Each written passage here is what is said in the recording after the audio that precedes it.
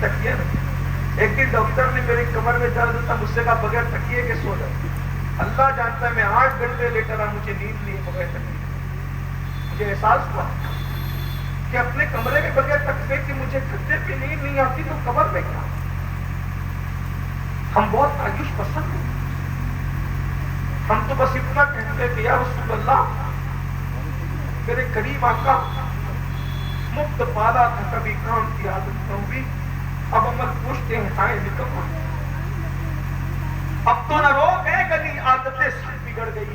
میرے قریب پہلے ہی رکنے کر کے پنکھے بند ہو جاتے تو نیند اڑ جاتی, کیونکہ مکھیوں کے چلنے سے نیند نہیں, مچھر کاٹتے تو نیند نہیں. ہائے وہ قبر جان دے رہی ہے, تاریخی وہاں نہ کسی کی دادا گیری چلنے نہ بابا گیری, وہاں نہ کسی کا نسب کام آنا ہے, نہ کسی کی لیڈری کام آنا ہے, نہ وہ کچھ کام نہیں.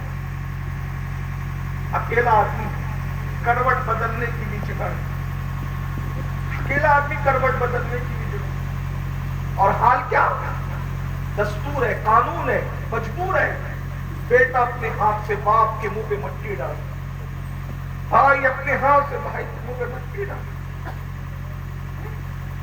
میرے امام کہتے راپ الخار ہے کیا ہونا ہے, پاؤں افگار ہے کیا ہونا ہے, تیرے بیمار کو میرے ہی ساتھ کش لگاتا ہے کیا ہونا ہے, دل ہمیں تم سے لگانا ہی نہ تھا, اب سفر بار ہے کیا ہونا ہے.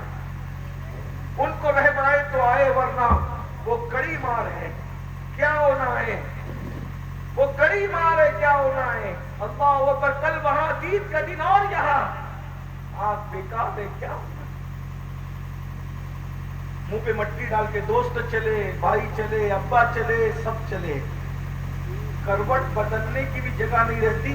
اور حدیث پاک میں اتنا اندھیرا ہوتا ہے قبر میں, یہ تو پریکٹیکل ہے, کسی کتاب کا حوالہ نہ بھی دے تو آپ کو پتہ چلے گا. اتنا اندھیرا, ایک ہاتھ کو دوسرا ہاتھ سجائی, ایک ہاتھ کو دوسرا ہاتھ سجائی نہیں دیتا. اس وقت تو مردہ حسرت سے لوگوں کو جاتے ہوئے دیکھتا ہے. اللہ کے رسول فرماتے ہیں لوگوں کے چپل اور جوتے کی آہٹ تک مردہ سنتا ہے. کیا بے نصیب, مال کمایا, مال چھوٹ گیا نا. قرآن کیا کہتا ہے, لا تنس نصیبک من الدنیا, دنیا سے اپنے نصیب کا مت بھولو. دنیا سے سوائے کفن کے کچھ نہیں لے جاؤ گے. جو مال قبر میں ساتھ نہیں جائے گا اس کو خوب کما رہے ہو, جو اعمال قبر میں ساتھ جائیں گے اس کو نہیں کما رہے ہو. ارے مال بھی کماؤ, مال کمانے سے کس نے منع کیا, لیکن اعمال بھی کچھ کر لو, اعمال بھی کچھ کر لو. میرے بھائی خالی ہاتھ کیوں جانا چاہتے ہو, عبادت کا ٹائم نکالو, درود پڑھو, کلمہ پڑھو, تسبیح پڑھو. کچھ وقت عبادت کے لیے 10-15 منٹ کا ٹائم نہیں, ارے 8-10 گھنٹے اپنے مال کے لیے رکھو, گھنٹہ 2 گھنٹہ عبادت کے لیے, تلاوت کی عادی بنو. بہرحال بات کہیں تو ختم کرنی ہوگی تو عرض کر رہا تھا, جب سب جاتے تو مردہ حسرت سے دیکھتا ہے. اب کوئی اس کا ہے, کوئی ہے, ماں, باپ, بھائی, چچا, تایا, کوئی نہیں.